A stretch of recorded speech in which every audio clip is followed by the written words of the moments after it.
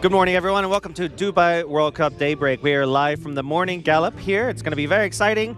We're leading up to one of the greatest race days of the year. We have some special guests with us. We'll start, first of all, with Cassie Fa, who's once again with us, a racing analyst all the way from Sky Racing over in Australia. Cassie, how have the first few days been for you, analyzing these horses in the morning?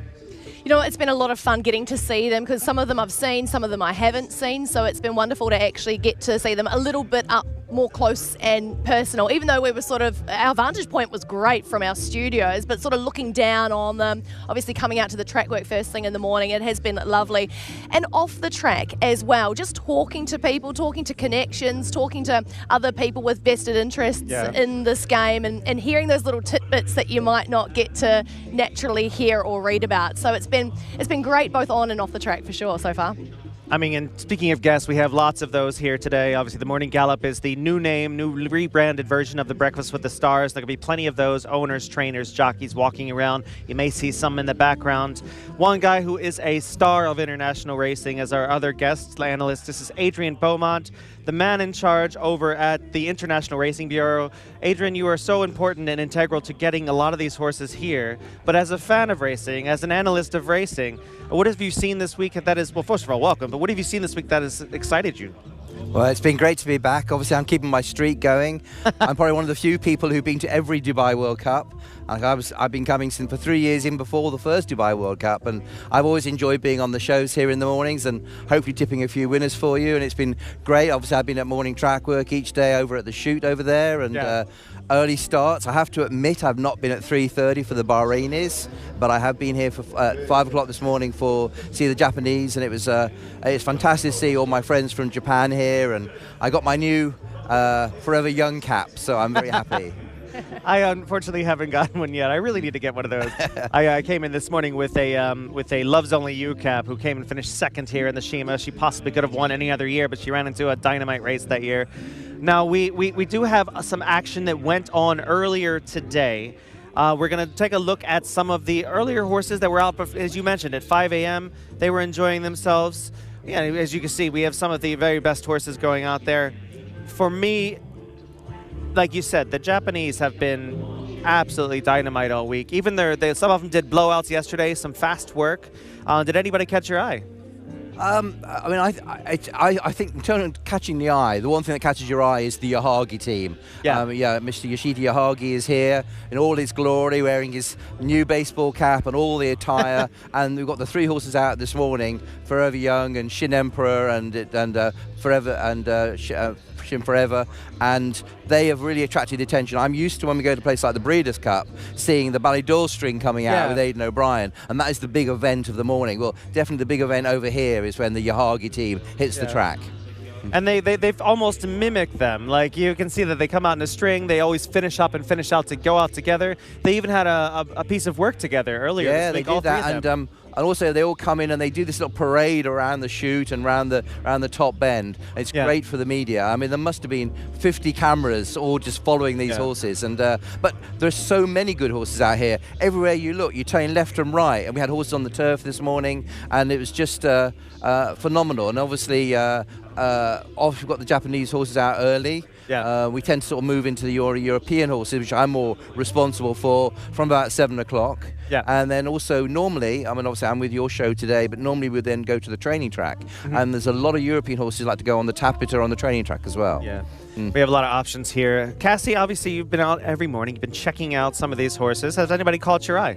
Yeah, I mean, yesterday I thought Savannah looked lovely, and I think you mentioned earlier in the week that you sort of thought she might be slightly under the radar. Was that her that you mentioned? Yeah. I wound up. We had a tipping event last night, a little preview event, and I wound up landing on her. I just think that she's going to run a big race, and if you look back at her replays, she's just got a nice turn of foot that you think would suit this place.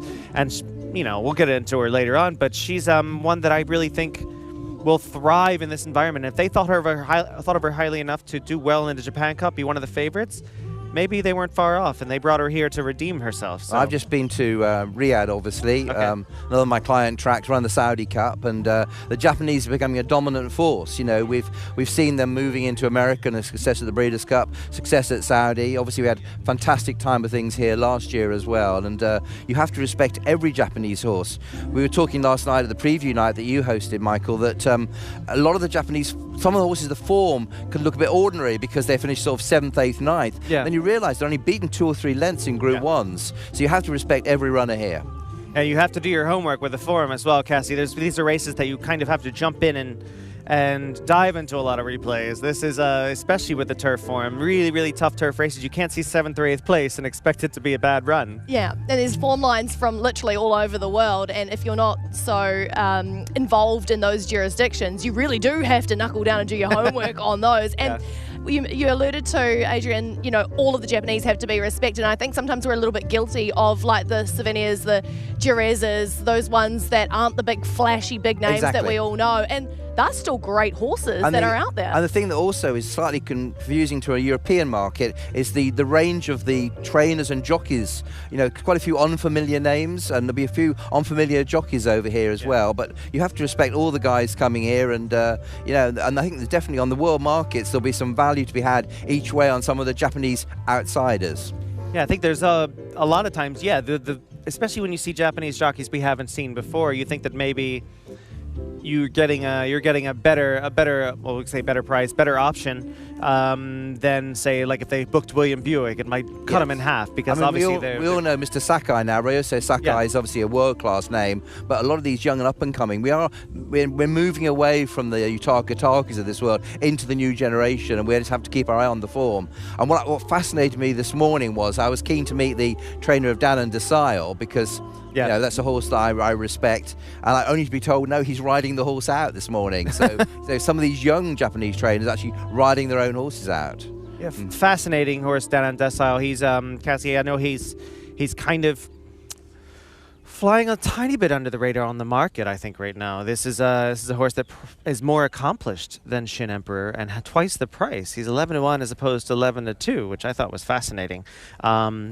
Sidebar with him, a little bit leaning into him as a sort of a solid underneath play, because his mother, one of my, I knew his mother really well. Her name was Top Decile. She was at, when I worked at the fairgrounds in New Orleans probably a decade ago, she was there in the kindest filly, and I used to go visit her all the time, and she looked just like him, same exact, you know, plain chestnut,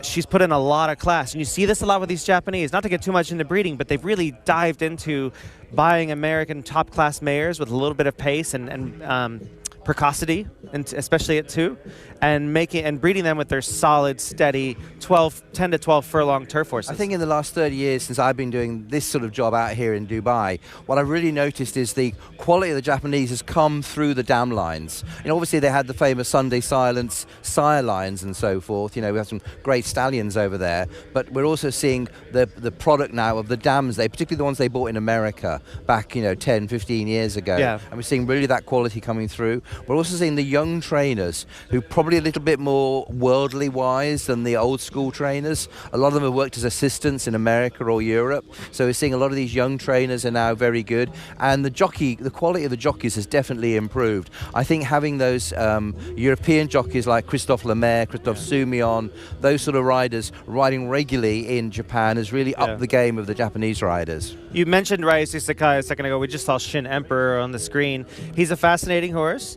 Obviously, no real value there. I mean, if you love him, it's real value. But based on his accomplishments, I would say, Cassie, we'll get into the turf probably tomorrow a little bit more. Sorry, the turf and the Shima. But you've got to both respect the trainer there, but from a value perspective, you got to know that he's going to be slightly undervalued, like overbet. So Shin Emperor, I have so much time for him. I think he's one of my favourites of the meeting, I think, Shin Emperor. I mean, it's hard to look past a flashy chestnut. You know, he's so pretty. He really is. He better be for 2.8 million, was it? Yeah, well, no, I mean, if I had that money, I would be one of those people that would just put out big money for beautiful looking horses. So my husband's very lucky. But he's got to be one of the key hopes for me. I loved his Neom Turf and Saudi run. I thought he was very good. He's a multiple Group 1 place getter, not only in Japan, but he's been to Europe as well, right? So yeah, I think he ran the arc. He just didn't handle the soft from memory. Yeah, but his stellar run was in the Irish Champion Stakes. When he was very unlucky in the Irish Champion Stakes, he did find some trouble in running. He has quite a high head carriage, and he just doesn't look the most straightforward of rides. And Sakai is obviously getting used to him now. And I mean, his run in Saudi was great. And fascinating from Yahagi yesterday in the press conference here. He was very blunt. It was very blunt about how Sakai is still an up-and-coming apprentice-type rider.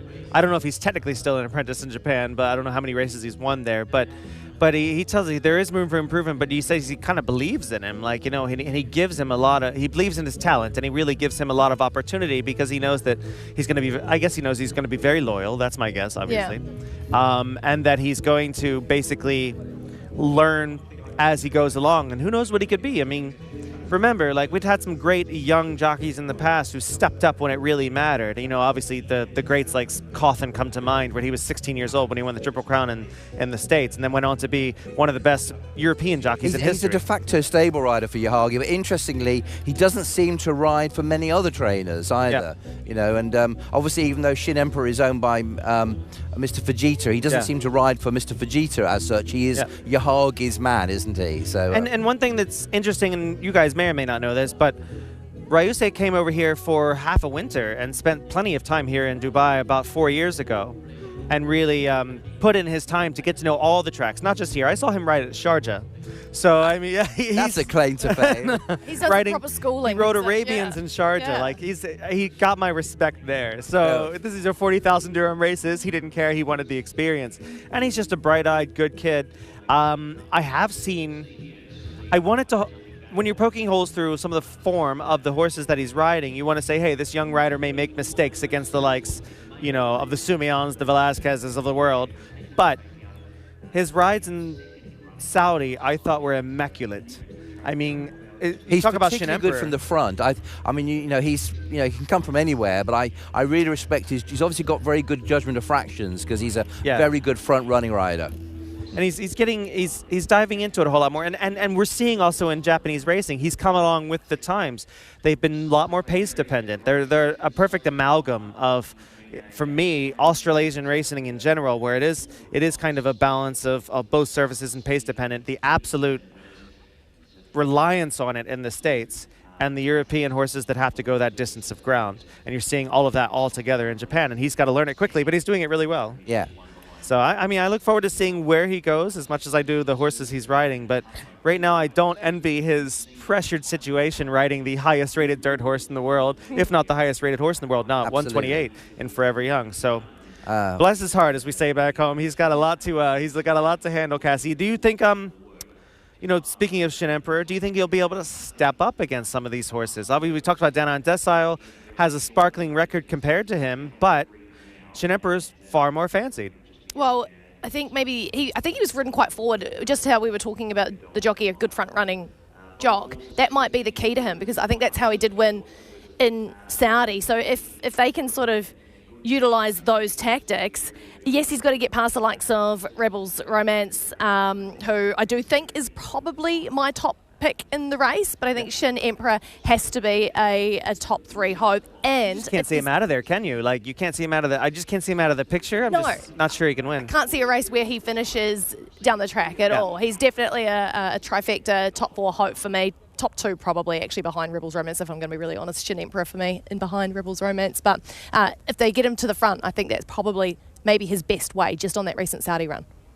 Yeah, I mean, he's got to be one of those horses that, like we saw even in Ireland, where if it's this kind of a situation, a flatter track, quicker, left-handed, top-class event, where he's not going to have to deal with empty ground and like a Longchamp or a wide trip like that, I think the firmer ground here is definitely going to suit these Japanese horses. Yeah. That's what they're used to running on at home. That's what they're bred to do. And obviously, when they come to the Arc, which is the ultimate race from a Japanese perspective, they're always going to hit that soft ground on a heavily watered track at Longchamp. It's an interesting race for them to aim toward every year, considering it's an old historic thing going back 20, 30 years. Apparently, all these trainers grew up playing these computer games, and the ultimate goal was to win the Arc de Triomphe, and they're carrying this through now into real life, and so and it's become a bit of a frustration for them. They can't win it. They sent over some fantastic horses, and the number of horses that we thought would win and get beaten.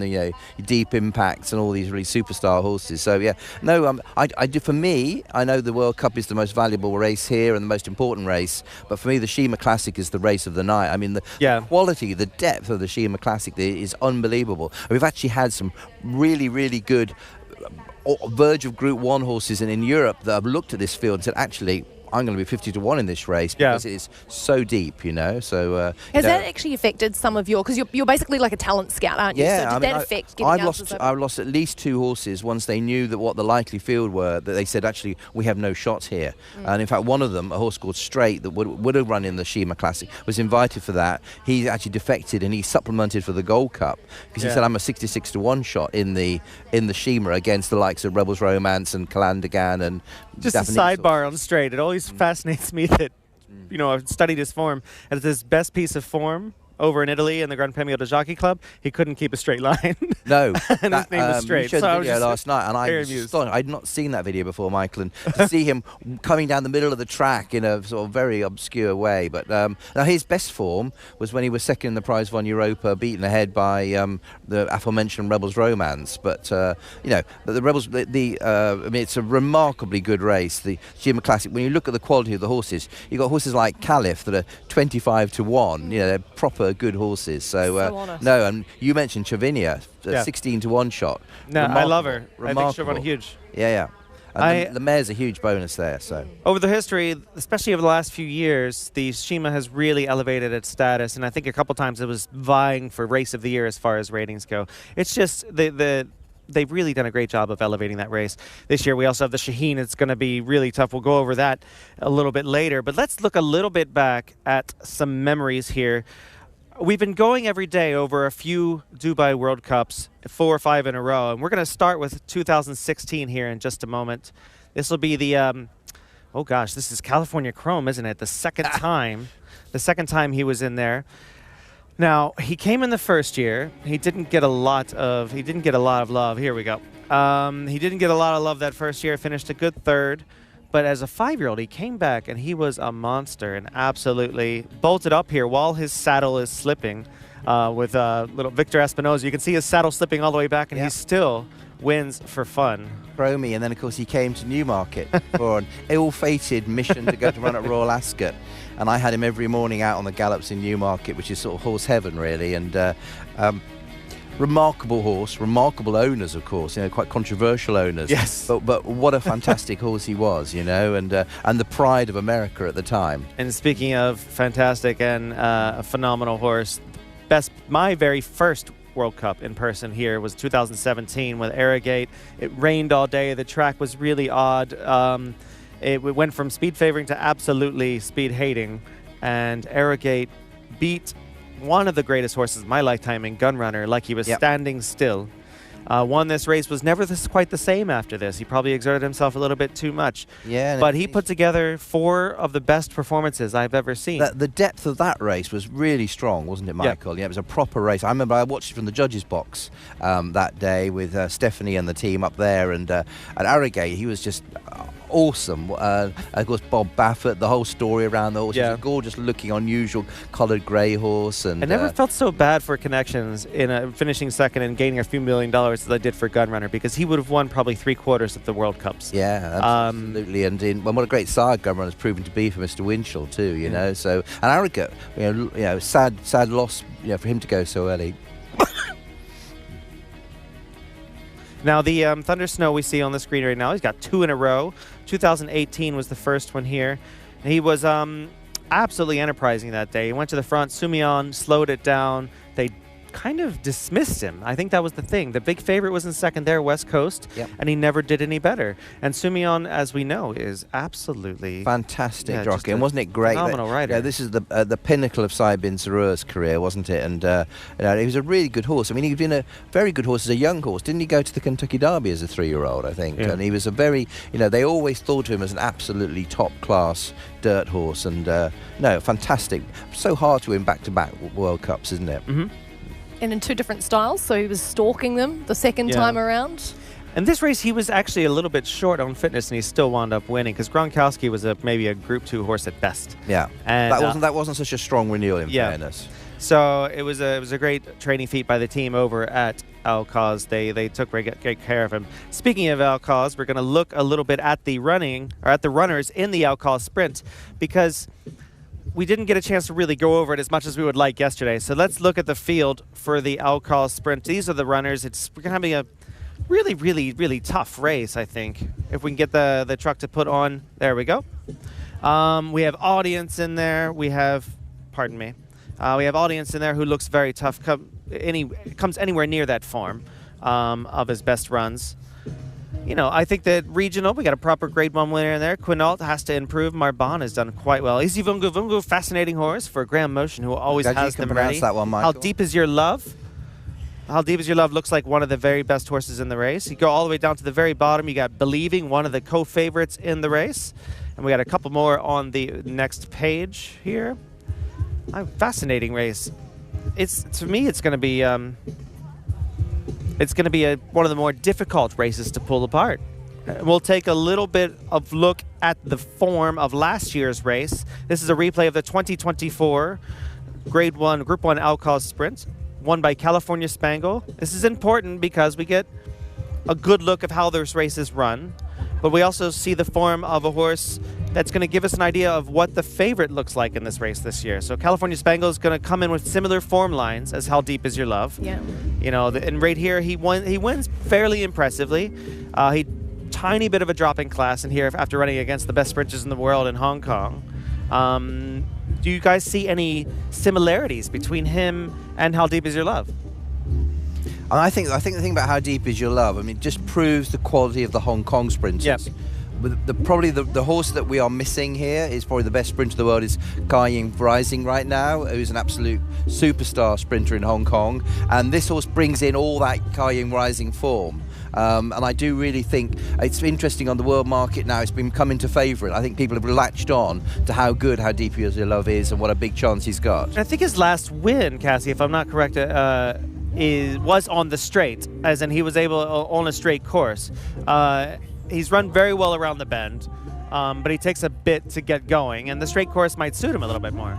Well, I think the fact that I spoke to James McDonald for me yesterday after the post barrier draws, he said verbatim, sensational chance. So for me, all of a sudden, he's just been elevated right up to top selection for me. Remember last year with the whole, is the distance going to be correct for California Spangle? Yep. Is it going to be too short? He's more of a 1,400 metre horse, all of that sort of stuff. This horse, I think, coming in with that Kai Ying Rising form, who is arguably the best sprinter in the world right now, right?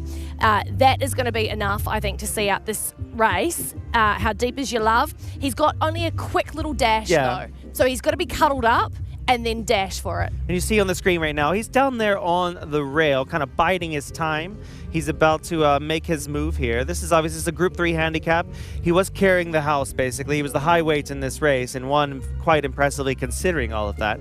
It shows him on the straight course, which I think is vital here. I'm going to try to beat him because I think he was a lot more appealing when he was 10-1. Now he's 3-1. Yes. People have wised up to him in the market. 5-2 now. Yeah, the market, and he's going to he will go off as favorite here, I believe, over Believing. I think one of the interesting things as well is you're looking at the connections. I mean, Cassie's mentioned James McDonald, who's a real upgrade, a real superstar jockey that we all respect. But most interestingly is his trainer's John Size. And John Size is a very... I'm not the word pessimistic, but he's a guy who doesn't travel very often. Yeah. He's a guy who would only travel if he had a really, really big shot. He's not one of those trainers who likes to have a runner just for a social. He's a proper trainer, very successful, brilliant trainer in Hong Kong. And I think the fact that John has brought him here suggests that he has a huge shot. Hall of Fame. We'll take a trainer. little bit. We'll take a look at the go over to Europe. Speaking of Adrian here, we're going to go to the UK to the Group 3 Hackwood. Elite Status won this, but Regional and Quinault finished 3rd and 4th. We'll take a look at the with the Hackwood in just a second. We'll let the truck. Yeah, catch I up in think. the back. I mean, the thing about Regional had really good form at the back end of 2023. He won the Haydock Sprint over a straight 6 Group 1, which is the first top horse that Ed Bethel himself trained. Obviously, Ed took over his father's yard about 2 years ago, and he's bringing through a lot of young trainers are bringing through these international type runners. I think he's a really, really good prospect. My concern about him is he hasn't run since he was 4th in this. He's a 7-year-old now too, right? Yeah, I mean, he's obviously had a problem. The fact that he hasn't run since last July, so stepping him up first shot, I think he'd be on everyone's picks if we knew he'd had a run and he was fit and fancied. But first run for a long time would be my concern. We'll take a look at another piece of UK form. This one, to me, is one of the more fascinating ones. This is Audience. Cheveley Park doesn't send horses here very often, and you have to respect them when they do, and you obviously have to respect the Gosdens when they do. He's also it's really interesting here. He's an 11-to-1 shot, but he's actually by far and away the highest rated horse in the race. Yeah. I mean, this is a horse This is a salty Group 2 he's winning as well. Well, he won a Lockinge Stakes, and for those of you who might not have watched the Lockinge last year, Lockinge is our first big Group 1 mile race of the season, a precursor to the Queen Anne at Ascot. And the Lockinge this year, he was ostensibly a pacemaker for a more fancied horse, which is why Rab Havlin... He did his job really well. Rab Havlin got the ride because he's like the stable rider but rides the second strings. And he just got loose on the lead, and Sharon, who was the hot favourite and ended up being an absolute superstar, the best miler in Europe, couldn't run him down, and then he followed up, and I know a race that you're interested in, Michael, of the Lennox Stakes. Lennox is a Grade 2 race, but it's a very good Grade 2 at Goodwood over 7 furlongs. So his best form is 7 and 8. Yeah. My concern with this horse is whether this very quick 6 here is going to be maybe going to run him off his feet a bit. I would be worried more if he were less of a forward horse in general. Like, he seems to break running, and he's very high energy. He almost seems like a sprinter in the way he produces. I'll tip my hand early. I do really like him. I'm going to put him on top. It'd be nice to see Havlin win a Group 1 here in Dubai after so many years of preparing horses in the mornings for Frankie to win them. He's been training on the training trapeta every morning, and he's been wearing a hood in training, and he's been carrying his head really high when he's been exercising. I just have a few thoughts. He's obviously quite a quirky individual. Brilliant at best, but he could maybe have some issues. He wouldn't be for me, Michael, I'll be honest with you. Quinault is a little fascinating. A good story, great connections with him. He's going to have to really step up here. Here's a win of his in York. Obviously, this is a nice track-wise. York is a great place to sort of set him up to have a better experience, have a more feasible experience here. Flat track, usually quite quick, but you'd have to think, Adrian, that he must step up. This is the race that's really made him an international runner. This got him the high rating he required to travel, as you know, Michael. Mm-hmm. These big international races are based on ratings these days. Yeah. I know it's an alien concept to Americans, but we're very hot on the ratings over here in the Middle East and in Europe and Australia as well. And this horse went to Qatar with me. I was in Doha the week before Saudi, and he ran in a race called the Dukan Sprint, which is a right-handed fast 6 furlong race. And he ran well there, but he was doing his best work at the end. The winner of that race, Rogue Lightning, has interestingly ducked this race by going to Keeneland this weekend. Is going to run in the Shaker Town. So Quinault brings in, I think, why the Dubai Racing Club invited this horse. Not only were they there to see him run in Qatar, but also at least we're guaranteed he's fit and well, which is probably more than you get with some of the Europeans who've had a winter off. Yeah. We have Laura in the field today, who's the 4th member of our team. Laura's out there getting some interviews, and she caught up with a couple of people earlier. She obviously used to be a presenter here. She presented yesterday and the day before. Love having her on. Let's go to see who Laura has. Let's check with her in the field.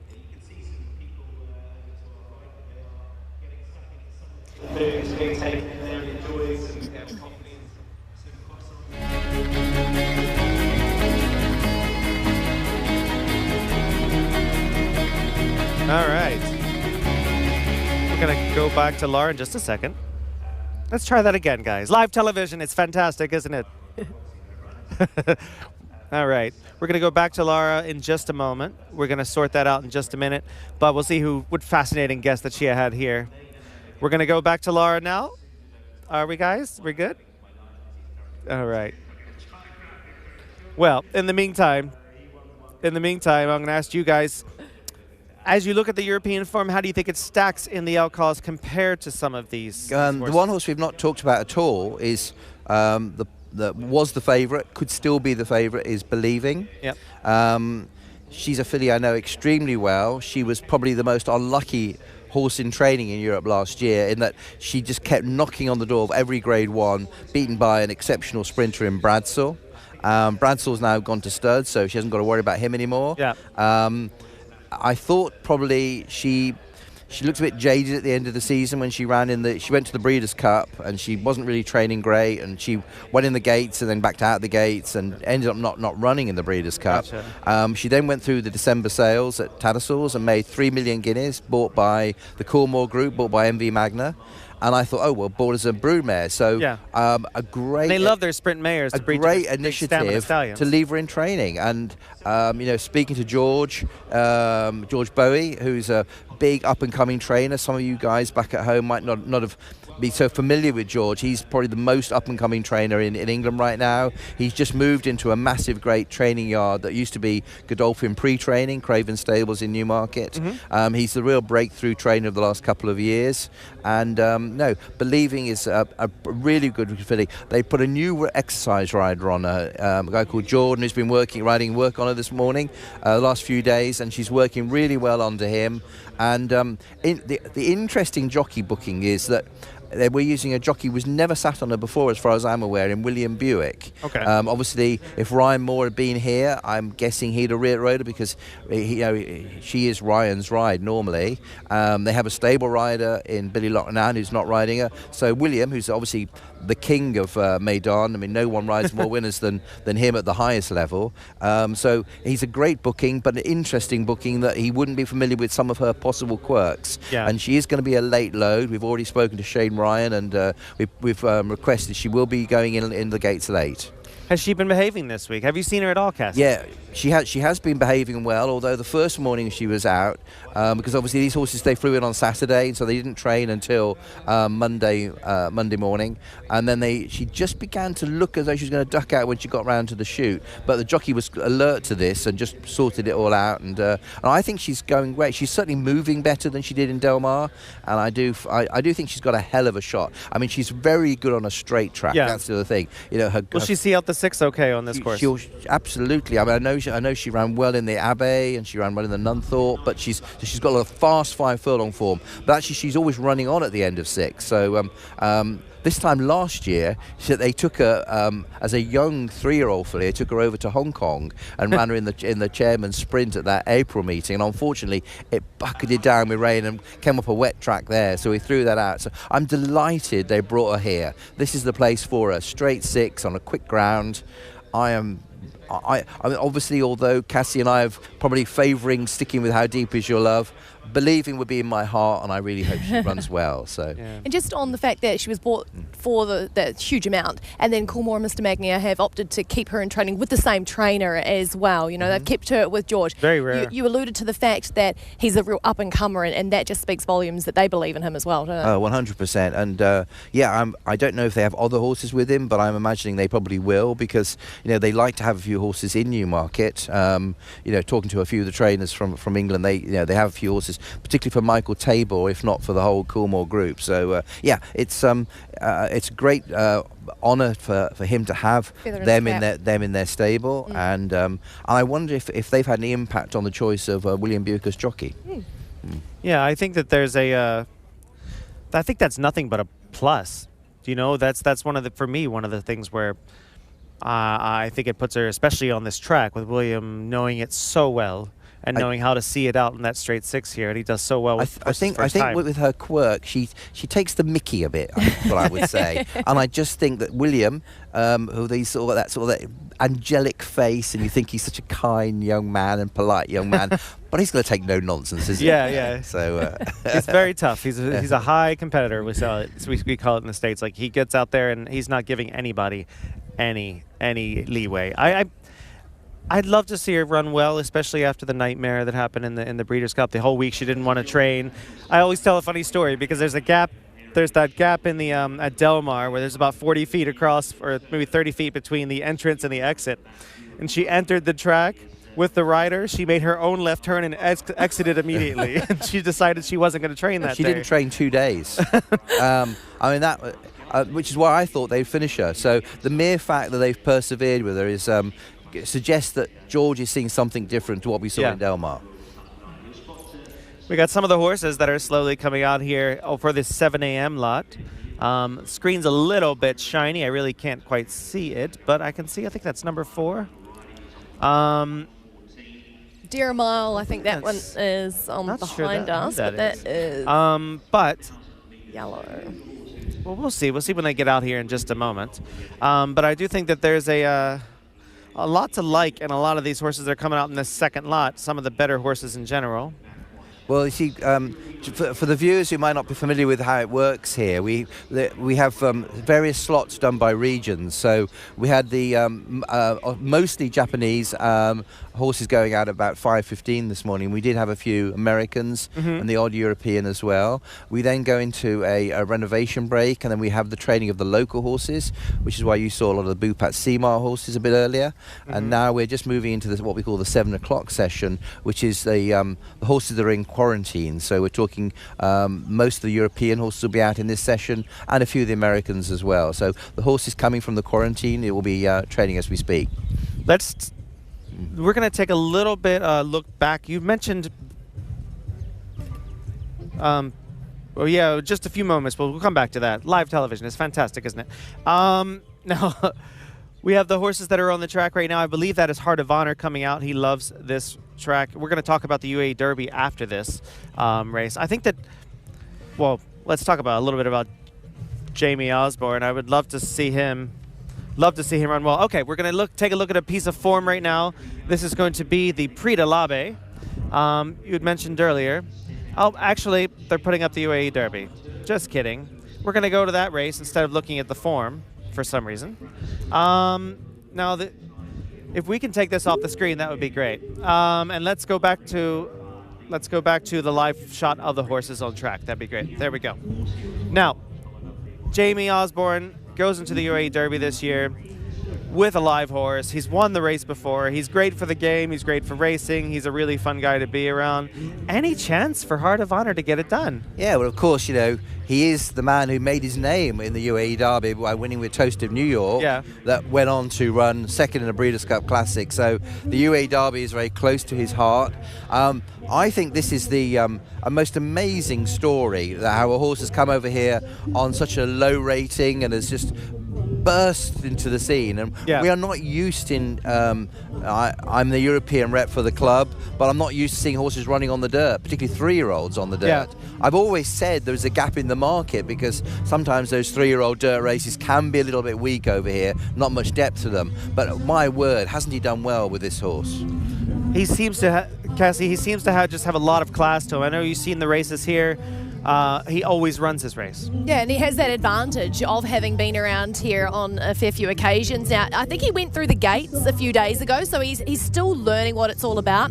I believe he's going to be wearing blinkers for the first time on race day as well, so maybe just to sharpen him up and just get his mind on the game. The fact that they were putting him through the stalls, I think maybe he just needs to be able to break away nice and cleanly. And I actually think he's a really, really big hope. He's been stepping up in trip and just missed over this distance last time out. And Jamie Osborne, I've never actually had the pleasure of meeting him in real life, but he actually followed me on Twitter recently, and I thought, oh my gosh, we're officially friends now, so I'm going to have to go and say hello to him because he seems like he's such a character. And obviously to see Safi doing so well also, and they just seem like really, really good people. Yeah, and Safi's been over here, flew in one day and rode in work. Yeah. And flew home on the same day. So they're taking it very seriously, and he holds all the best form lines of all the prep races through the UAE Guineas and so forth through the season here, Cassie. Yeah, so, that's a huge advantage having been here, I believe. He's a British bred, but he's by an American sire, Michael, that you must know. Honor AP. So that's where we're getting the dirt from, are we? So Honor AP was a very classy horse for John Sheriffs, who's a great trainer in the States, trained the great Zenyatta. So this is a horse that never had a chance to truly show how good he was, but he still did wind up winning one of the biggest races for 3-year-olds out there, the Santa Anita Derby. But he was just coming to hand. He was one of the favorites for the Kentucky Derby, and he got injured and then retired. But they had booked the stud deal before he got injured, and they decided he wasn't going to make the Kentucky Derby, so let's cut our losses.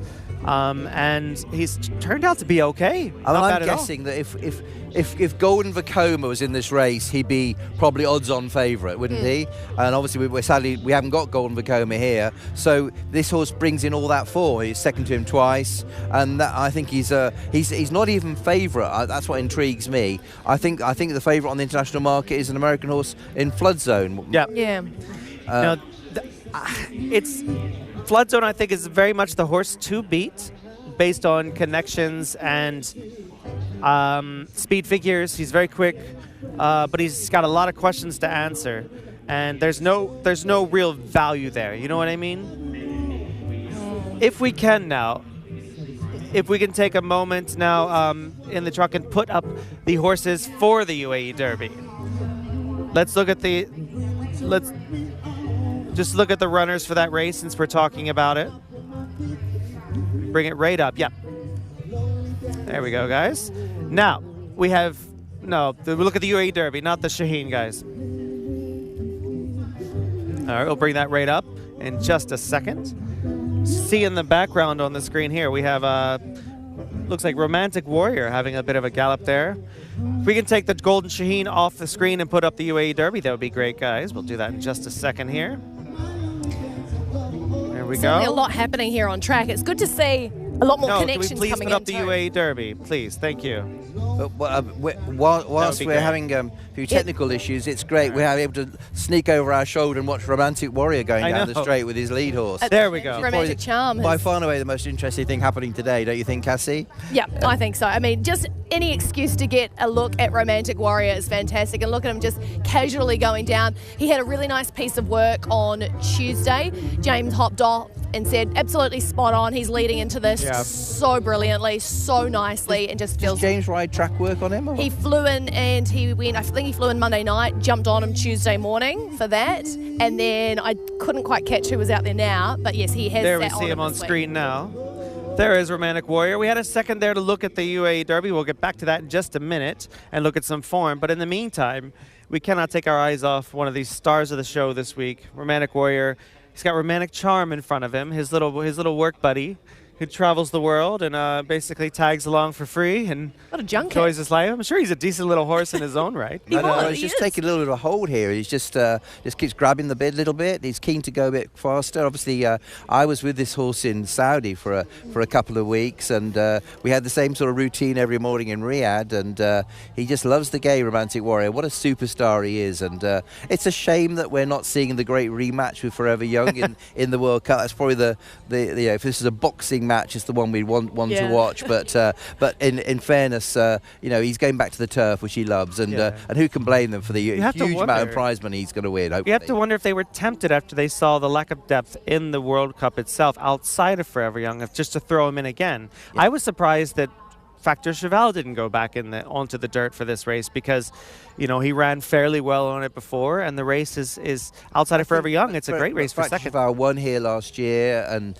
this horse has obviously won the Jebel Hatta, which is effectively the prep race for the Dubai Turf. So, and that was something that Danny Shum said right from the get-go. When we were talking to him about going to Saudi, he said, I will go to Saudi, but when we go back for Dubai, we're going to run back on the turf. It was always the plan, the turf is our surface. And I think it was the attraction intention was of going for Saudi. It was the world's richest race, and the sand track there, the dirt track in Saudi, is a different dirt track. This is a much more what we would call an American dirt here in Meydan than possibly we have in Riyadh. And Riyadh is a bit more softer, a bit more softer, fine. and it seems to. I mean, we've had winners out there in the Saudi Cup of horses like Mishrif, an English horse. You can't really imagine an English horse winning a Dubai World Cup. It very much more suits the Japanese, American, local horses. Obviously, we had a great win last year with Laurel River, but it suits those horses. So I can understand why. And Danny is a great man for a plan, and his plan was always to run in the Dubai turf. You'd mentioned Forever Young a second ago. We're taking a look at last year's UAE Derby, where he was so impressive and won easier than it looked. The horse that finished second to him, Autobahn, had a bit of an injury earlier, but was expected to have a big year. I do think he will be a World Cup horse next year, Autobahn. But Forever Young won the UAE Derby. There's obviously no Forever Youngs this year in that race.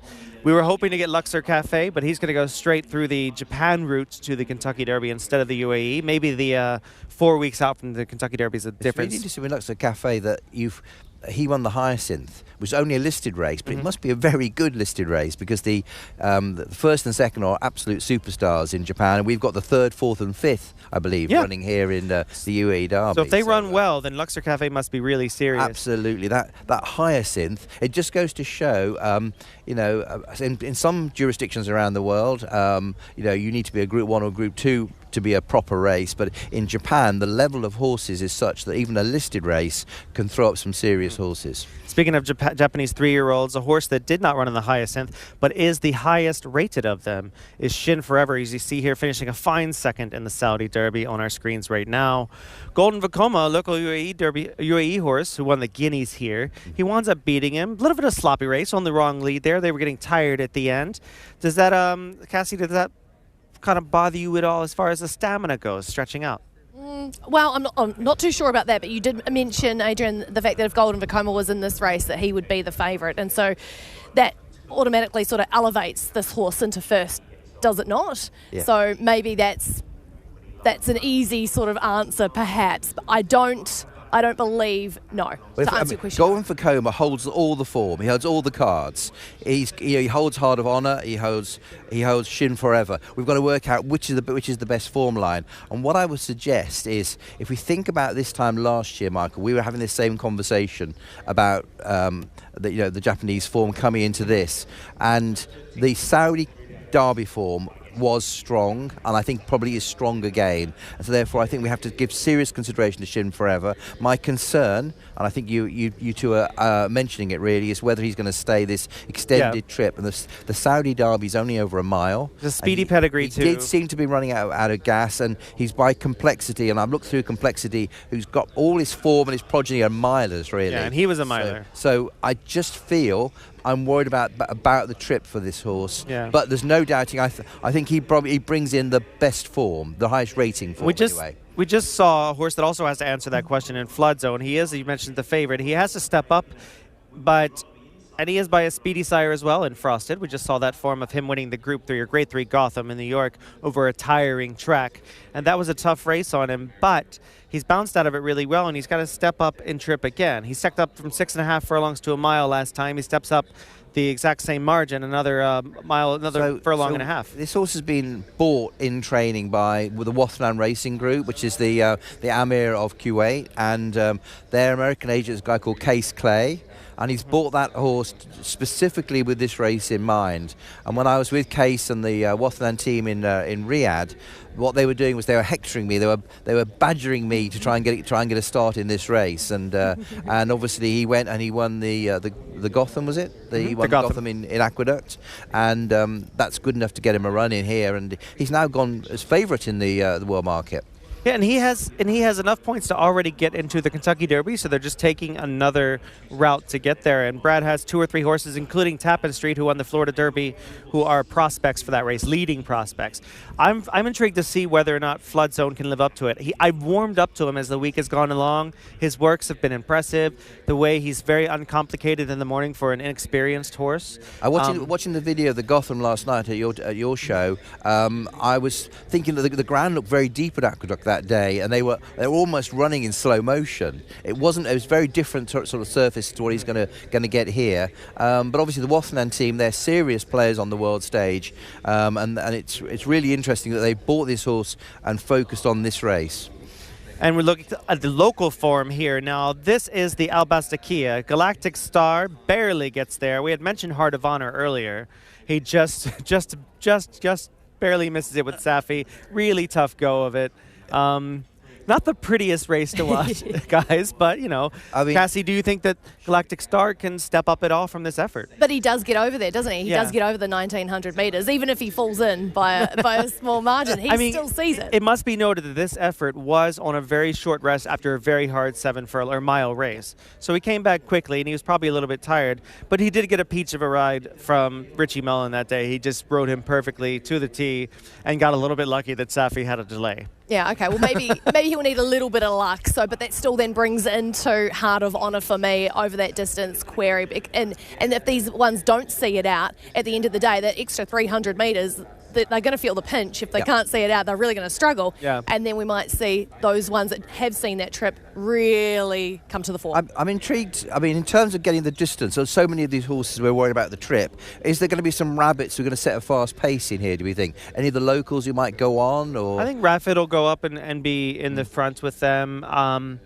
You know, I don't think it'll be a slow pace. I think Shin Forever is going to go to the front. If they crawl, the likes of Gallic Star, you know, will have a much better chance. Yeah. Because horses him, Shin Forever, we are concerned about where they're going to get in a truly run race. Speaking of the Japanese, we're looking at that Hyacinth you mentioned earlier. We're 3rd, 4th, and 5th. You see in the screen, you have Dawn in the Mood, who's probably leading the market as far as those three go.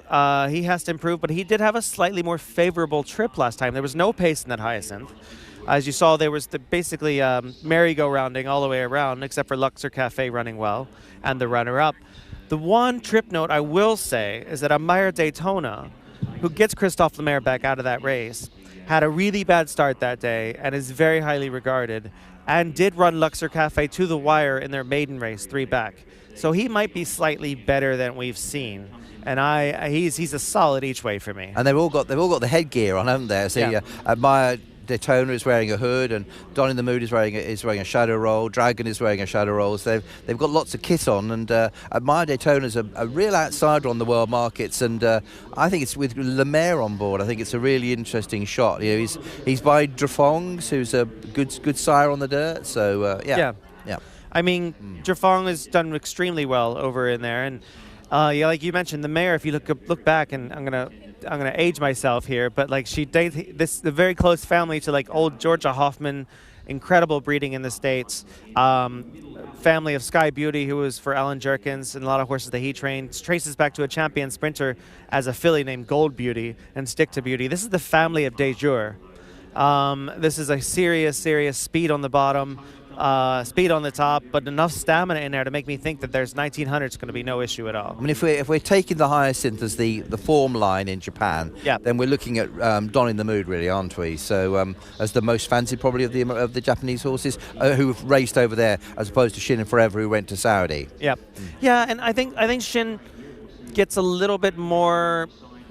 I wasn't impressed that much with the race. I was impressed with his early speed, per se, but I do think that there was a lot to find out of that race. I didn't love how Golden Vekoma came home. It was very messy. Do you not think that they made a lot of use of Shin Forever in the Saudi Derby, and they might ride him with a little bit more gingerly, a bit more careful this time? I mean, to try and get the trip. I mean, they really went hard, didn't they? So. And it was his first run on the dirt, mind you. And his rating of 107 actually came from the grass. It did not come from the dirt, because he was running against some decent horses over there on the grass. I do think that he's got a lot to find as far as stamina goes and pedigree. I'd be shocked, but not completely off if he won. Just quickly, this is all part of the road to the Kentucky Derby for the UAE and the Middle East and Europe. So does this mean that they'll get automatic entry into the Kentucky Derby if they win this? Yeah, Effectively, because they get 100 points, Okay. and any horse that gets 100 points is going to get a start in the Kentucky Derby. So yeah, it is. And interestingly, the guys from Churchill Downs will be here. First time for Bill Costangian and Bill Mudd, I believe, here. Certainly at this track, and they're all coming in. They'll be here racing Saturday, and we'll be talking to the winner of this race for the Kentucky Derby, and of course we'll also be talking to Niels Peterson about Queen Azteca, because they're thinking about taking her over for the Kentucky Oaks for the day before the Derby. Okay. Well, look at Queen Azteca right now. She was winning the Oaks in a desperate fashion. That's how it happens this time of year. These horses that can barely get that 1900, well, they barely get it. But this filly definitely gets it. She was down on the inside. She breaks out here. This race looks over at the top of the stretch. It looks like Arigato Gozaimasu is actually going to bolt up. But she hits a big old brick wall around the 150-meter mark and gets caught right on the line here in dramatic fashion by Carlos Lopez and Queen Azteca. This is the pride of Norway. There's a lot of following on social media right now with her, and they are cheering her on because it's the best chance that Norway's ever had, or Scandinavia's ever had, of winning a race on World Cup night. It's unbelievable when you think about what a little country Norway is, and Niels Peterson has loved bringing horses here for probably about a decade now. To have a filly who's running on the dirt to this level and won the Cocoa Beach and then won the Oaks. I mean, that was an extraordinary race, the Oaks, wasn't it? Yeah. And with the leader going off like that and absolutely folding when in a sort of seemingly impenetrable position. But Queen Azteca is good and she'll stay. I think one thing we'll see about her, she'll stay probably better than the boys. That's valid. While we have a moment here, we'll take a look at your selections. We're not going to take a look. Well, we will get your selections. First of all, we'll go back to the turf sprint in the Alcaz. Cassie, where are you leaning and why? Okay, so that's going to be the fourth on the program, and I'm going to go the way of How Deep Is Your Love. Just that confidence from James McDonald. It really, really got me. And then I've been diving further into that form. Adrian, you said John doesn't really just travel for the fun of it. He thinks that he'll have a serious contender. So for me, yes, similar form lines from the Alcaz winner last year, California Spangle. So for me, How Deep Is Your Love is going to go on top. I'd love to see Marban run a really good race, not just because he's a local hope, but also because Michael Costa, he's sort of been touted, or he was touted as the champion trainer sort of in waiting. He'd had this whole big long stretch of the season in front, and then all of a sudden Masaba Almahiri's popped up and is really knocking on the door. So I would love to see it if Marban, and I think Michael Costa might need a win on the card on Saturday night just to make sure Masaba doesn't catch him, because he has Arabians and there's still one more meeting at Abu Dhabi that Masaba could pick up. Marban's not really a horse we mentioned. No. And he's won the two big 7 furlong races. He's won the Al Fahidi 4. He's won the Ras Al Khor. He's a proper horse. 12-1. He's got a lot more speed than he used to as well. I found the key to him, just this preparation, I think. Michael's really done that. Sorry, one thing going back to that race as well, we haven't even touched on probably the best sprinter in Dubai right now, in West Acre. Yeah, West Acre. We never even mentioned him. Now, this is the training performance of the season. But we talked about how improved Jamie Osborne's 3-year-old was. But West Acre came here on a 95. They took a punt on bringing him over here at 95, which is a middle grade handicapping rating, and he's now up to 114. So George Scott has done an unbelievable job getting him up 19 pounds in the ratings. So and we've seen the great Czech horse Prontos has been burning up the track, setting up these races for West Acre, and he obviously will thrive over the 6. West Acre, fascinating. I mean, George Scott, what a renaissance that guy's had over the last couple of years.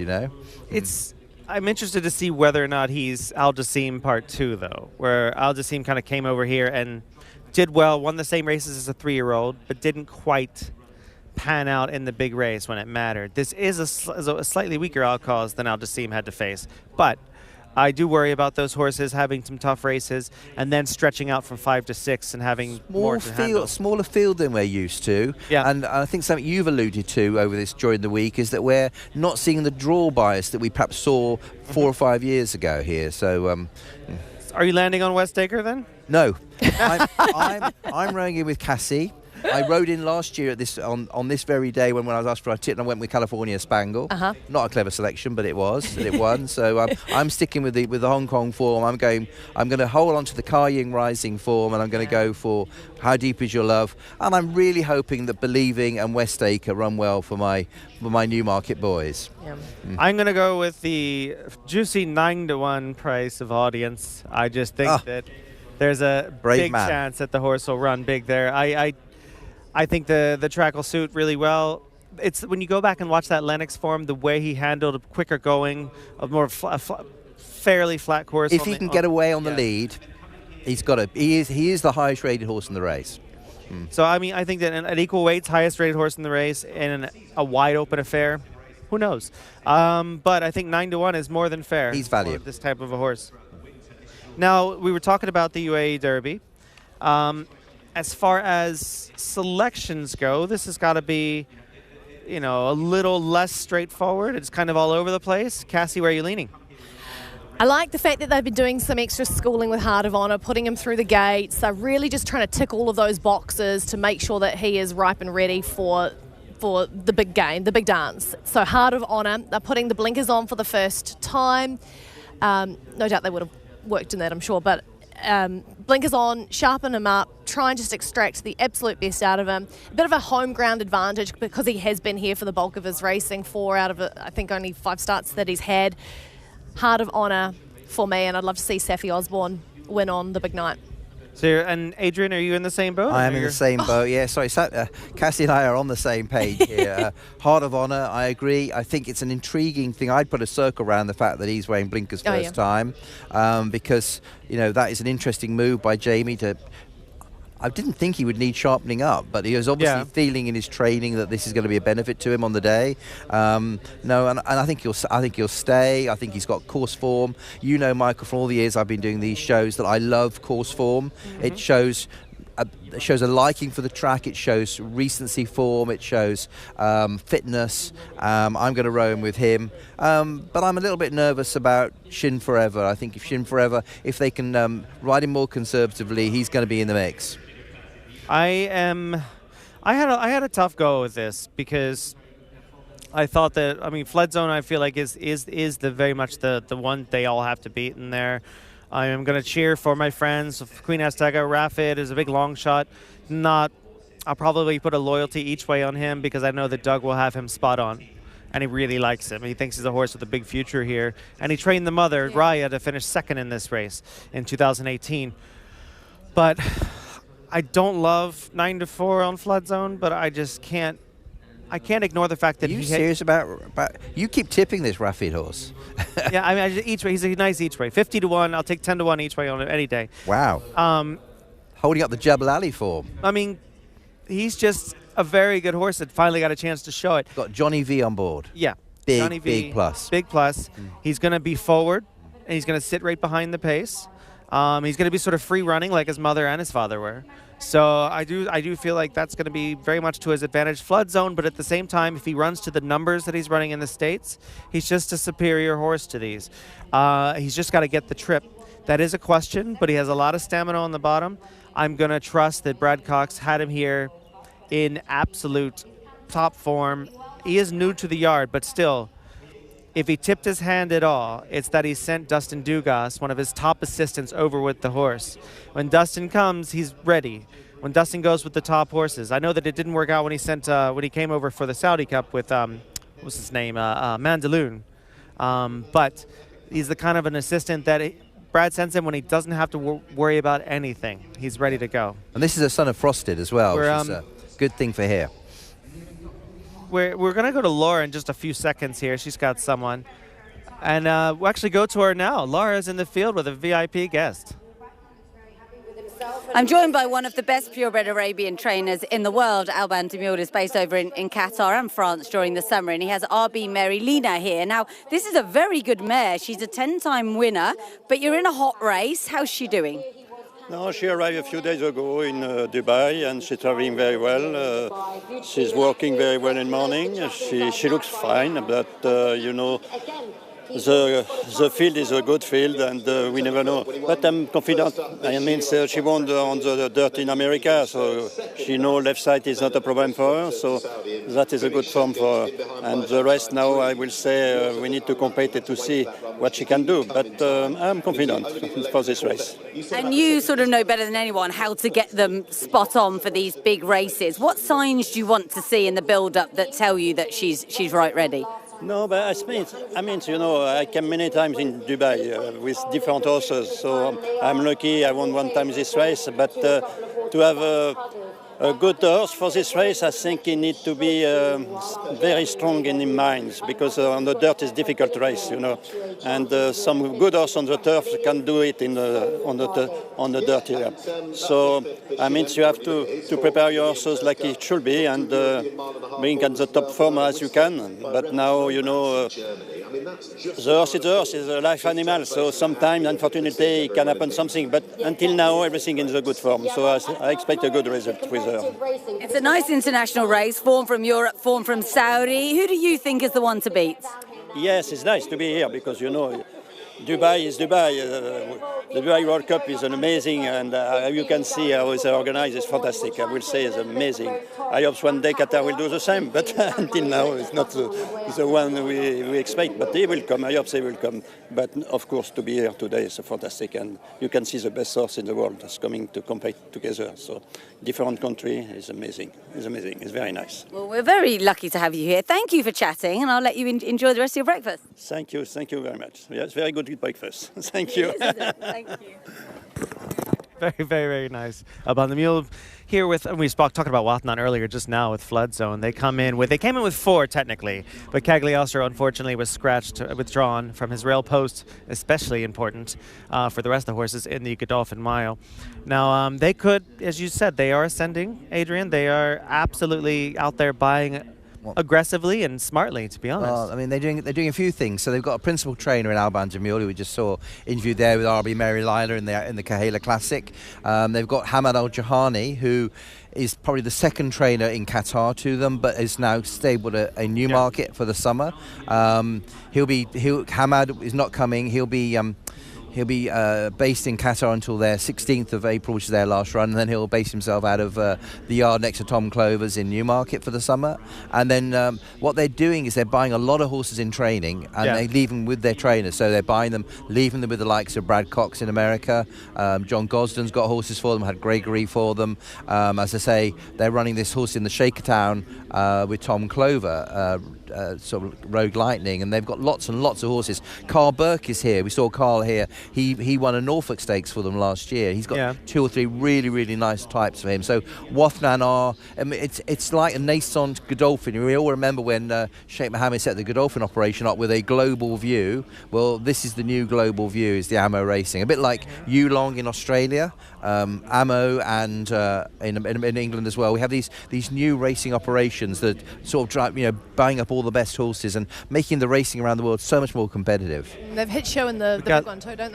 Real quick, we have Little Vic, who is just on the screen. We were talking about the Godolphin Mile earlier. The Cagliostro was in. Little Vic is an interesting horse. The more I look at his form, because he's coming out of a really nice win, but he could be the key to this race because he has enough pace to mix it up early. Which horse, sorry? Little Vic in the Godolphin Mile. Okay. He was just on the screen. Yep. I like the story with him, Little Vic, named after... big horse named Little Vic. Yeah. One of those ironic names. named after who? Named after the trainer, the owner's name, the baseball player, his name just escapes me at the moment, but named after his little boy, because when he was playing baseball, all of the teammates used to call his son Little Vic, and that's how he named the horse, which I just think is beautiful. I love things like that. He's coming out of top form. He had a nice win at Gulfstream Park last time. He kind of had things his own way. He fought out the lead, and then he's not going to have that kind of a setup here. But a fit horse is a fit horse when it comes to these races, and a lot of times I think that it plays to their advantage to come in off of a nice win like that. We saw it in the past with a horse like, was it Cold Front came and won well off of a race at Oaklawn Park. So, yeah, we're going to take a look now at the runners for the Dubai Golden Shaheen here. We had this up earlier, but yeah, we'll take a good look here. We have Color Up, we have Drew's Gold, Eastern World, Jasper Crone is a non-runner, Kurojushi Joe, who was a nice second in the Centaur. And then we have Nakatomi, Remake. Royal Commando comes out of the Jebel Ali Sprint. Straight No Chaser, the Breeders' Cup champion and Riyadh Dirt Sprint champion. And the second page here, we got Super Chow, who's a nice speedy horse, could be the key to this race. Tuz, the defending champion, the beast from the Middle East. And then we got American Stage. A lot of people are thinking there's a nice each-way play in here. And Dark Saffron, speed from the outside. 2 3-year-olds for the first time running in the Dubai Golden Shaheen. They're not afraid to take on their elders. And they've raised the weights of the rest of the rides, much to the happiness of the jockeys. Yeah, absolutely. That 3.5 kilograms that the 3-year-olds are going to get could be quite key. And I know that I'm in the American Stage each-way camp as well, so bringing in that form. But obviously we're going to have a chat about all of the different runners. But American Stage is a Yahagi horse that got Oshina Murphy on board. And I think the intriguing thing about him, Michael, was the fact that Mr. Yahagi brought him in and ran him against Tuz last time out on Super Saturday. So and we'll take a look at that form right here. This is the Mahab Al-Shamal. This was American Stage finishing second to the great Tuz. We see Tuz there on the inside. He's battling away with a Chief Speed and Al Shibli, who's a decent horse. Came back and won after this, but it was just in over his head on the day. He dismisses him. American Stage has to go a little bit wide turning for home, but he's a 3-year-old getting the weight break, but still ran on extremely well. Showed a little bit of punch there. I mean, really a baby horse. I mean, hardly had any runs at all. I think this is about his 7 runs maybe lifetime. Yeah. So he's very, very lightly raced, and that would have brought him on. And if we're taking into consideration how important it is to have a run on this track, that is fantastic, isn't it? What an initiative by the Japanese to bring them over for the carnival. I mean, I was interested last night. We had a preview event last night that at a lovely establishment downtown called The Stables, and we went over some of this form, and we had Toshio Nakuba with us, a Japanese expert from Netkiba. And he was telling us, and I asked him point blank, who's the best one of them. And he was very quick to say American Stage was better than Remake, a horse who was the joint favorite last year, was 4th in this race the year before, and won the Riyadh Dirt Sprint. So that to me was he was very point blank about it. Yeah, and we love Into Mischief, don't we, as a stallion? And we've seen the other horses running well here, like your Rafik. I mean, I just think that I think he's overpriced at 20 to 1, and I wonder if tipping him today is going to crash that price on the world market. We're going to go to Laura now, who's with someone else. We're very excited to see who she's got. Let's go to Laura. Zach Law is one of the owners in Suited and Booted who've got Mendelssohn Bay running for them in the Godolphin Mile. How exciting! Are you looking forward to it? Yeah, very much looking forward to it. We're very lucky we had him running in the Derby last year after winning the 2,000 guineas. So looking forward to a very good day, actually. So no expectations, but just looking forward to having a good day. I feel a bit sorry for this horse. Boubat Seymour keeps saying no one's asking him about him, and they should be. The horse, the 2,000 guineas winner last year. He won great first up this season. He's a proper horse. Exactly, and he had a really good run in the Berge Nahar as well, winning 3rd from an outside draw in 16. So yeah, let's hope he can do well on the day. Looking forward to it. Will you be nervous on Saturday? Oh, always, yeah, always nervous. But we're going to enjoy the day anyway, so it's going to be good. And you must be really proud of this horse because he has been an absolute dream for you all. Yeah, he's done really well for us. He owes us nothing, and he's very, as I say, he owes us nothing at all, and we're very, very happy with him. How many owners are there in Mendelssohn Bay? Will you be a big party on Saturday? Yeah, there's 5 owners of Mendelssohn Bay within the syndicate. So yeah, we're all bar one. We're all here on Saturday. So yeah, it should be good. Well, I wish you the very best of luck, and whatever happens, enjoy it. Thanks very much, Laura. Thank you. We love our Suited and Booted guys. They are fantastic for the game here, and they've been really investing. They've been going to...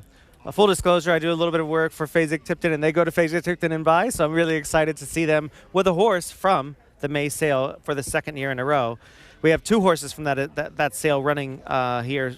One of them is Straight No Chaser, who we're going to get to now. This is a little piece of form that is going to be a big impact, in my opinion. This is a replay of the Riyadh Dirt Sprint. This is Straight No Chaser winning for fun, Adrian. I mean, I was shocked at how easily he just dismissed these horses. We mentioned earlier about how we're missing the rematch in the World Cup, but we have the match that everyone wants to see. This is the big one. It's the straight race of the day forecast. for me. It's Tuz against Straight No Chaser.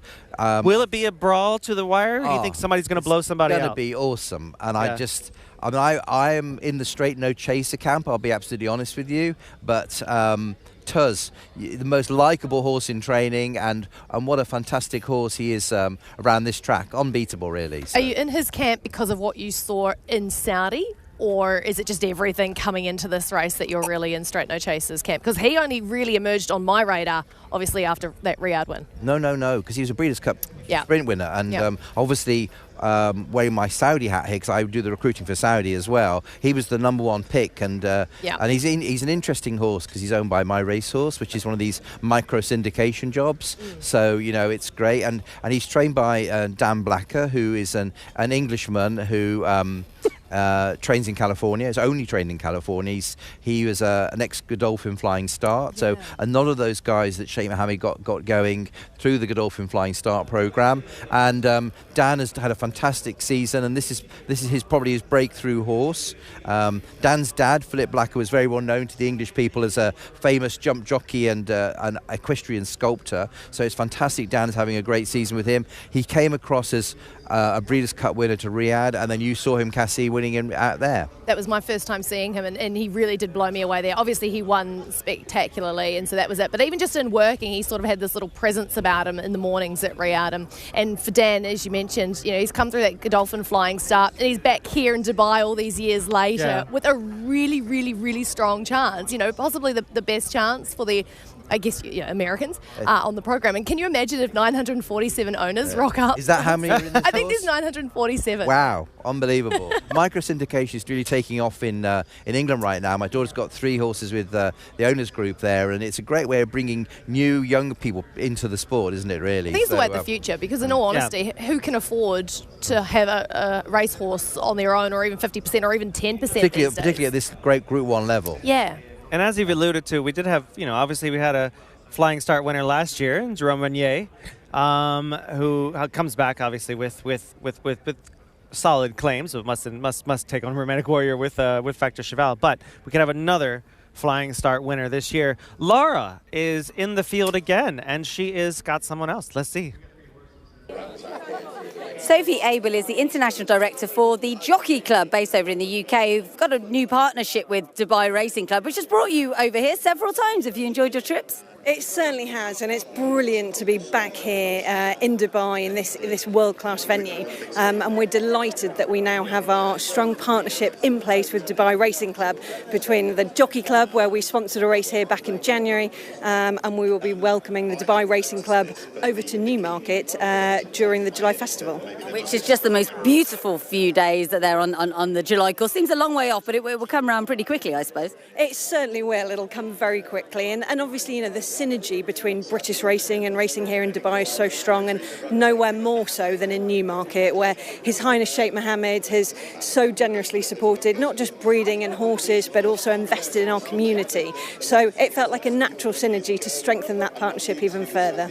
And it was really good fun to have you guys here at the start of January for your race. And it'll be interesting to see how the horses from that race kind of progress throughout the year, because, as you say, we see so many horses based in Newmarket run here. And on Saturday, you'll be cheering plenty of those on, I imagine. Most definitely. I mean, for me, when we're not racing the flat season in the UK, it's great to watch the racing here, because you can get excited about the stars of the future and the horses that we're going to see throughout the season.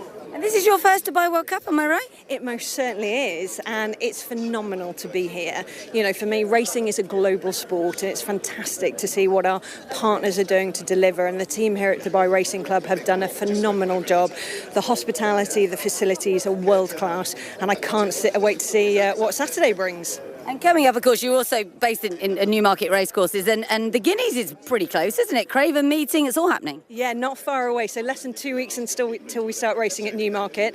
We could certainly do with a little bit of rain there, but the track's looking phenomenal. As you say, we've then got the Guineas, so fantastic season ahead.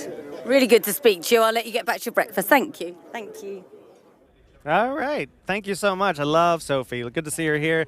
She's such a peach. She's super nice, and she keeps on giving me trouble for not getting out there to the July meeting. I think I'm going to try to go this year. It'll be great Adrian, to you see said you. it's the best time to go. It's fantastic because we have the Bahrain day on the Thursday, and then we have a big proper good quality racing on the Friday. And I know the Sheikh Mohammed and the Dali operation and Godolphin operation are sponsoring through that day as well. And then on the Saturday we've got the July Cup, which is one of the best sprint races in Europe. So it's a fantastic 3 days, and we have the sales on at the same time in Tattersall's. So you have the Bahraini day. Does Fawzi Nas get out there for that day? Yeah, absolutely. Fawzi Then will I be might there. go because he's Sheikh a good Easter time. will be there. Yeah, Fawzi will be leading the way on the dance floor. He's a fantastic operator, and yeah. So it's the Bahrain Trophy is probably the oldest sponsorship in English racing now. It's been going for more than 45 years. Wow. So, yeah. I thought it was only a couple decades. Wow, 45 years. No, it's a very old established. It's what we call a St. Leger trial, mile and 6 for 3-year-olds, and it's a very, very old established race going back certainly to about 1980. All right, this is we're actually going to go a little bit back to the form that we were looking at before. Back to Straight No Chaser. You also won a race called the Santa Anita Sprint Championship. We'll take a look at that form. I put this race in here. This is replay of the Group 2 Santa Anita. We'll get the rating. Come on, guys. You got it? All right. It's number 31 on the list. All right? Okay. Now, the Santa Anita Sprint Championship was, to me, the most impressive race of his career so far, where he really showed that he can dictate a race if they hand it to him, which probably is why he's the most dangerous horse in the race to Tuz, not only on form, but the fact that if he's given the lead, he'll take it and run with it. And if he can, like in the Breeders' Cup, he can lay off of them if he wants to. Like, I don't see any flaws in his form.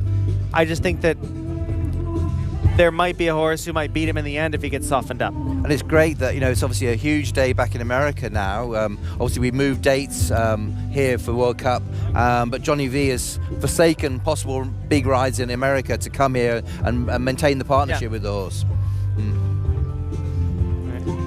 Yeah. We'll go to Laura now. Laura's with someone else. We're going to go straight to her. We'll see which riveting commentary we can get. One of the horses I'm most excited about seeing on Saturday is Heart of Arno, who runs for Jamie Osborne in the UAE Derby, a race which you won, of course. We have to mention that because I imagine it was one of the highlights of your very successful career. Yeah, it was. I mean, to have a winner here on World Cup night was something that we kind of had dreamt about. But, you need a very good horse to come here and compete, and he thankfully came along at a good time, and he was a very, very good horse.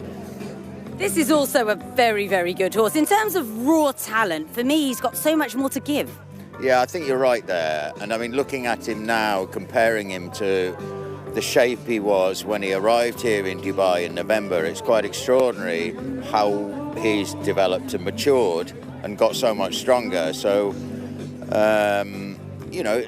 we've thrown quite a lot at him at an early stage of his life. So the 6 weeks that we've had since the Al Bastakir to this week, I think has been very useful to him. And I'd be fairly confident. For whatever reason, I think we underperformed in the Al Bastakir. He was on a bit of an upward curve, and he looked like he'd plateaued out a bit on that day. But I think we've got him in a better place now than he was for that race. And your daughter Safi rides him. Now, did she fly here the other day just to ride in work and then get straight back on a plane? Yes. That's commitment. Well, we felt that it was probably important that she rode him in his final fast piece of work. So, yeah, look, these, we don't get too many shots at races like this. So, his preparation has been pretty meticulous, and that was just another element of it. I thought it was important that she did that. So she gave up 2 days riding to come and be here for 4 hours. That's phenomenal, and I know she really wants to win this race for you, and I have every faith she'll be able to pull it off. Talk to me about blinkers. People who don't know, they've never seen a horse race before, what do they do and how can they help him? So, arguably, he hasn't won his last 2 races through just getting a bit too far back and a little bit behind the bridle, and racing in a sort of quite a lazy manner. So the idea of the blinkers is really just to sharpen him up a little bit, sharpen him up from the gate, sharpen him up in that first half of the race, just get him to travel with a little more ease. Obviously, when you try them, you're not certain that they're going to have that effect, and you don't want them to have too much of an effect. But I would say, you know, he's jumped from the gate with them on. He's done 2 breezes with them on.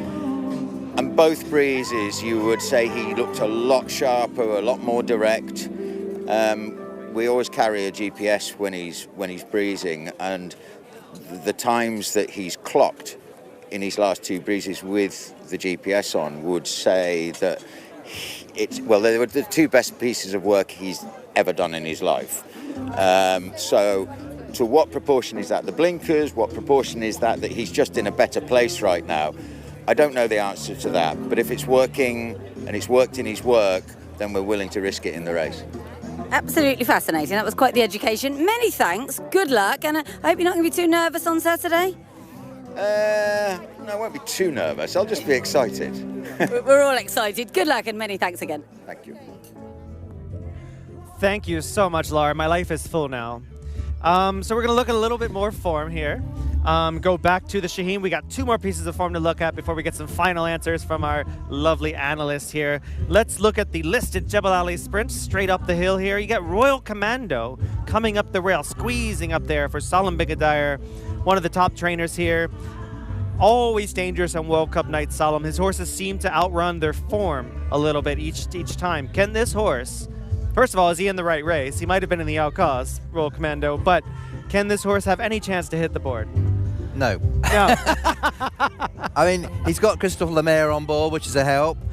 He beat Pontos, but he's held by... I just don't think he's of the class. I mean, he's not going to beat Tuz. He's not going to beat Straight No Chaser. I really like American Stage, as we discussed. I mean, if I was going for an outsider of the local gang, what about Dark Saffron? A horse that was a turf horse who they stuck on the dirt last time, was a revelation and won a conditions race by 7 lengths. Okay. Dark Saffron will be the dark horse of the locals for me. Take a look at another piece of form real fast, and Cassie, you can help me look at this one. This is going to be Super Chow winning the Maryland Sprint. This is a mere Grade 3 on Preakness Day in Maryland, in my home state. Now, this race is the same race that Straight No Chaser won the previous year. It's become a key race. It's also a race that Switzerland won 2 years before he won here.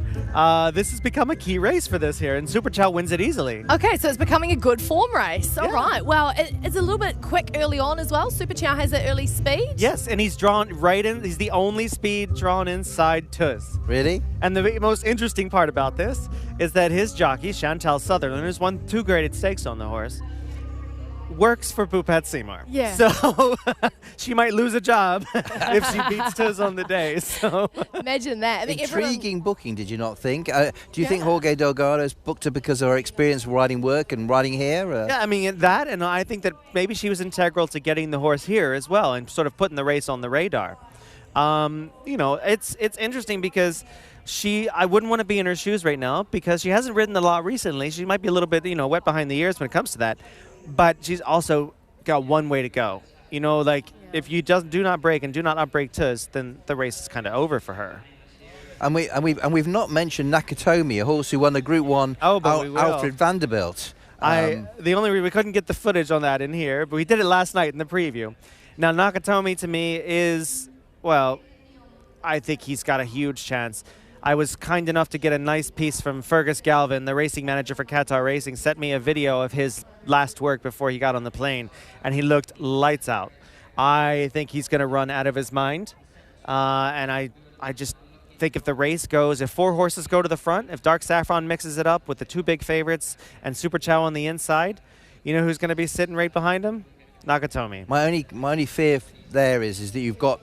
he was only 6th in the Breeders' Cup behind Straight No Chaser. So it's a brave man who thinks he's going to beat Straight No Chaser this time. Mm-hmm. Well, there's no lack of confidence from either Bhupat Seymour or Dan Blacker. I did some quotes from them yesterday, and after the draw, and basically Bhupat said, "We got one way to go. If you want to come with us, bring it on." I was hanging out with Evgeny Kapyshev yesterday. He was one of the owners of Tuz, a friend of mine from Russia who came back 30 years now, when he was a little boy, and it's great. He's out here with Tuz, and there's just something lovable about Tuz. The way he runs, he's so game. He just loves this track. He's so consistent. You can just set your clock by Tuz. And he's a puppy dog in the yard. Like, he goes from like a bull out here where he's just ready to go the entire time, and he's touting himself. You take off the bridle, you put a halter on him, you lead him around. He's just a sweetheart. It's really interesting as well. Do you see anything being based out here, Michael, that you've seen with Bupat training now, going from Zabil to Meydan? In fact, they're training on the track every day now. I think it helps a little bit, and the one thing it did do is kind of delayed the form of Bupat. It might cost him the championship because of that. He was a little bit slow to get going because his horses were 2 or 3 weeks behind with all the transitioning, because he couldn't keep them all in one space to begin with. He had to slowly bring them in from the quarantine area, because they've cleared out the old Zabil. Rest in peace. That was the most beautiful training center in the world. But the form has held really well, and I just think that you've seen in the last few weeks his strike rate is fantastic. Even though he's running multiple horses in the same races, his strike rate is still sitting around 20% recently. So in the last couple of weeks. He is the breakthrough trainer of Dubai, and we've always known him. Obviously, he was nephew of Satish, who was here for a long time, and he's known Dubai, Nalosheba Meydan all his life. But he's really hitting the heights now, and he seems to hold these horses. What I think is a great credit to him is how he holds these horses' form year in, year out. He probably gives them a nice summer break. He doesn't over race them all year round. He focused on these big features, and he's remarkable how he look at your Laurel Rivers, Tuz, and all these horses. He keeps going year in, year out. He's saying he's just getting better, isn't he, Tuz? This year and last year, probably his best ones. And I love that he likened him to a street fighter. He just keeps coming back. It's been a long, hard campaign for Tuz, but he's still looking fresh as a daisy out there, playing around in the mornings. Well, I'm going to hold your feet to the fire in just a minute. I'm going to stall it for you for your final selection for this race. Right, first, before we do that, we're going to go to Laura, who has one more interview to cap us on the day. Mohammed is racing manager for RR Racing. I can't even talk. He's also extremely helpful, and you always tell me something I don't know. Now, 3 runners on Saturday. Let's start with the Derby, shall we? Start with Rafid, and you tell me this horse has really turned around recently. Yeah, he's a homebred horse, and he ran 2 times second in a stake race in America. So we shipped him to Dubai. He had a good run the first time out. After finished 4th, and he was doing all the running from wire to wire. We were very happy with him. Unfortunately, he ran in the Derby, and the first time he faced the kickback. So he ran really poor, and we were very disappointed with him. I mean, because he never had a kickback. So always he's like with the lead on the American style, like always he's in front. So we came and we decided that just to put him away, because we know him, he's a future horse. So I don't know what happened to that horse. Since that race, he turned to different animals. I mean, he developed physically, mentally, and like something wake him up after that race. So he was like doing really well in his next breeze when we work about by himself. He was like really doing it from his heart. So we decided to take him to Jabal Ali, and he was very impressive over there. Even the jockey, he insists to ride him in the Derby, but end of the day, when we decide with the boss and with Sheikh Rashid, we put John Velasquez. He's gonna ride him, and we are very hopeful. His drone is a bit doubt, gate number 8. But we will use his early speed to go to the lead, and hopefully he will surprise. I know he's a big price, but I think he's gonna run big race. So many people have told me this, good judges like you, that I'm starting to pay attention. He could just be overpriced on the international markets. Another outsider, Drew's Gold, talented horse, but I know you haven't had the easiest couple of years with him, have you? I mean, Drew's Gold, he's been like one of the best horses in America. I mean, he was, as a 3 years old, one of the 3 best horses in America. We bought him. Unfortunately, he had like a slightly accident in the flight. And I'm so patient with my horses. We brought him back here, gave him summer off, acclimatized well. And the mistake which we've done with him, we sent him very late this year. So he had like step back. He ran first time out. I don't know. First time he ran, he hit the rail and finished third. Second times on Super Saturday, he hit the rails and missed the break. And he didn't run very good. But since that race, we've been like schooling him, jumping him. Yesterday we jumped him and he's like a bullet from the gate. And I think if he used his early speed, if he was in the top 3 in the first 3 furlong, I think he'll have a big chance to win. Interesting. I see he's certainly got the talent. I agree with you. Save the best till last. Mufasa. I love him. Quality horse. Bupat Seema loves him. Goes in the Godolphin Mile. Big chance.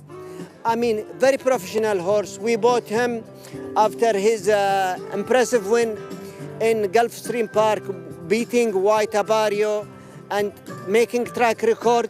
That's why we decided to buy him. We have the opportunity to run him in Saudi. He was qualified for 2 races, the Saudi Cup and the Sprint. But after when we speaking with Weebot, we said we don't want to let him suffer Saudi. And you know, horses doesn't like to run back to back, Saudi Cup and Dubai World Cup. So we decided to bring him. Weebot, he like him. We like him. He's a very easy horse to train, straightforward, very professional, and we are very hopeful. I know it's a tough race. It's like if we see Doug O'Neill horse and the Japanese horses, both of them are Grade 1 winner, but we come with very hopeful. We've got the Climatize, and he's been like 6 weeks over here. He had 5 good gallops over here, and we take advantage that he's more climatized than the overseas horses. Yeah. So I think he ran a big race. He have got a very strong turn of foot, but this is what I spoken with Tack. Keep his the turn of foot for the last part of the race. I think we can travel 3rd, 4th, and he'll come home very strong.